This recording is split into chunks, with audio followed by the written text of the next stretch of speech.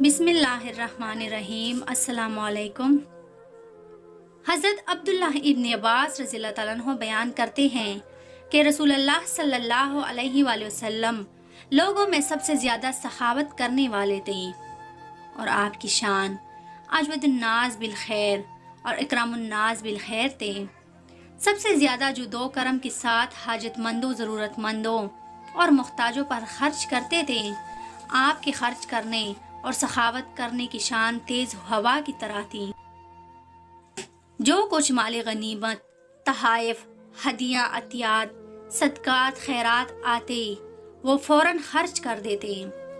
आपकी शान सखावत से हर कोई तेज़ हवा की तरह फैज़याब होता था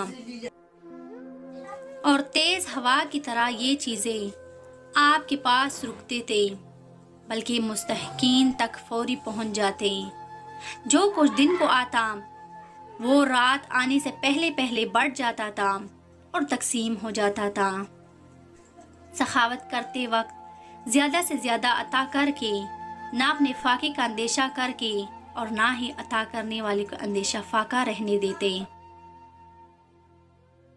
इतना अता करते कि वो फाक़ई कश खुद साहिब माल और साहिब अता और साहिब सखा बन जाता। इसलिए हज़रत अनस रज़ी अल्लाह तआला अन्हु बयान करते हैं कि रसूलुल्लाह सल्लल्लाहु अलैहि वसल्लम से एक शख्स ने सवाल किया तो आपने दो पहाड़ों के दरमियान जितने बकरियां आते थे उसके बराबर बकरियां उसे अनायत फरमा दी। जब वो शख्स वापस अपनी कौम में गया तो उन्हें पुकार कर कहने लगा, सारे के सारे मुसलमान हो जाओ। लेकिन एक दिन बहुत ही हैरत अंगेज वाक़या पेश आया। वाक़या कुछ इस तरह था कि नबी पाक सल्लल्लाहु अलैहि वसल्लम अपने घर में तशरीफ़ फरमाते हैं। दरवाजे पर एक फ़कीर ने सदा दी, कोई अल्लाह ताला का बंदा उस दुखियारी की मदद कर दे।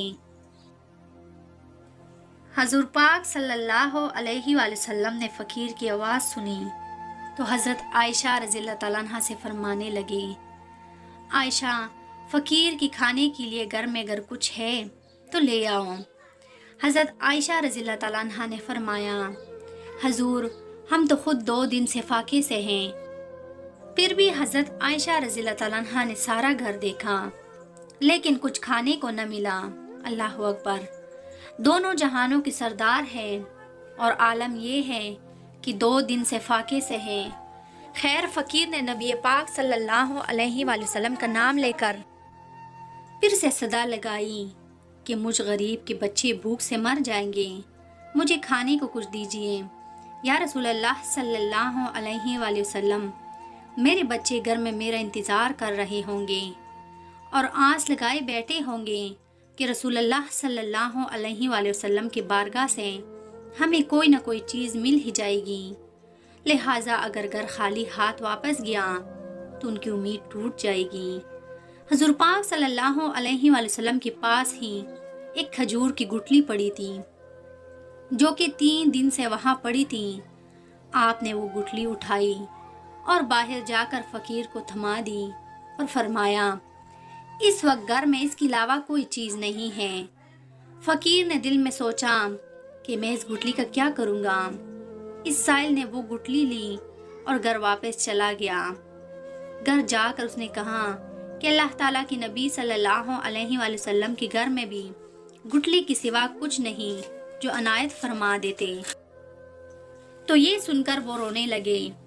फिर जब उन्हें भूख ने खूब सताया और भूख की वजह से निडाल होने लगे तो अचानक उस आदमी ने वही गुठली अपने मुंह में रखी और उसे चूसने लगा।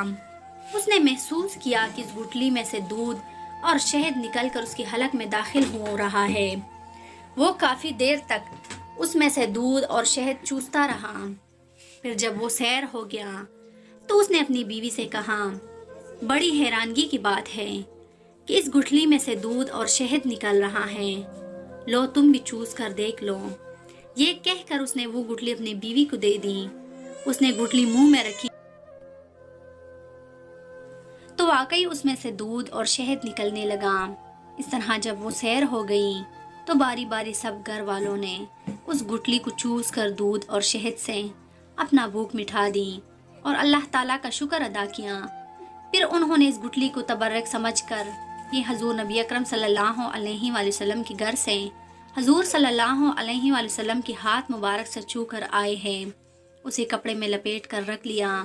جب دوسرا دن ہوا اور عورت کو بھوک لگی تو اس گٹلی کا خیال آیا، لہٰذا وہ گئی اور جس کپڑے میں اسے لپیٹ کر رکھا تھا وہ اٹھا کر کھول کر دیکھا تو وہی گٹلی سرخ یاقوت کی بن چکی تھی، جس کی روشنی سے سارا گھر جگمگانے لگا۔